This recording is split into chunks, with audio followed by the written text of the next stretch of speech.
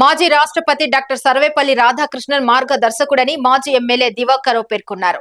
మంచిర్యాల జిల్లా కేంద్రంలోని ఆయన నివాసం వద్ద డాక్టర్ సర్వేపల్లి రాధాకృష్ణన్ జయంతిని పురస్కరించుకుని ఆయన చిత్రపటానికి ఆయన పూలమాల వేసి ఘనంగా నివాళులర్పించారు.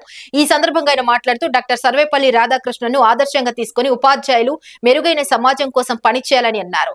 1888 సెప్టెంబర్ 5న తమిళనాడులోని తిరుతానిలో ఒక మధ్యతరగతి కుటుంబంలో డాక్టర్ సర్వేపల్లి రాధాకృష్ణన్ జన్మించారని అన్నారు. 1952లో భారతదేశానికి మొదటి ఉపరాష్ట్రపతిగా, 1962లో భారతదేశానికి రెండవ రాష్ట్రపతిగా బాధ్యతలు నిర్వహించారని అన్నారు. 1954లో దేశంలోని అత్యున్నత పౌర పురస్కారం భారతరత్న లభించిందని కొనియాడారు. ప్రతి పౌరుడు ఆయనకు ఆదర్శంగా తీసుకొని సమాజ శ్రేయస్సులోని భాగస్వాములు కావాలని పిలుపునిచ్చారు. ఈ కార్యక్రమంలో బీఆర్ఎస్ పార్టీ నాయకులు, కార్యకర్తలు పాల్గొన్నారు.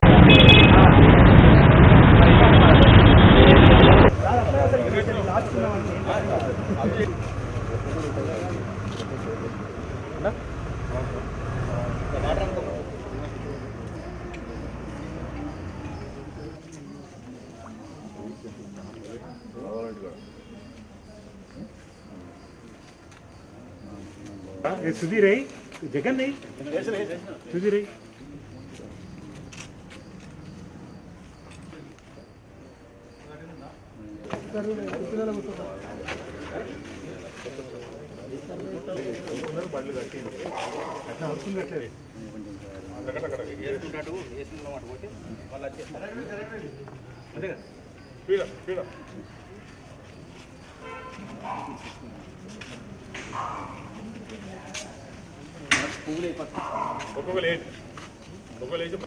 ఎర్రన్నా శంకర్ ఏంటి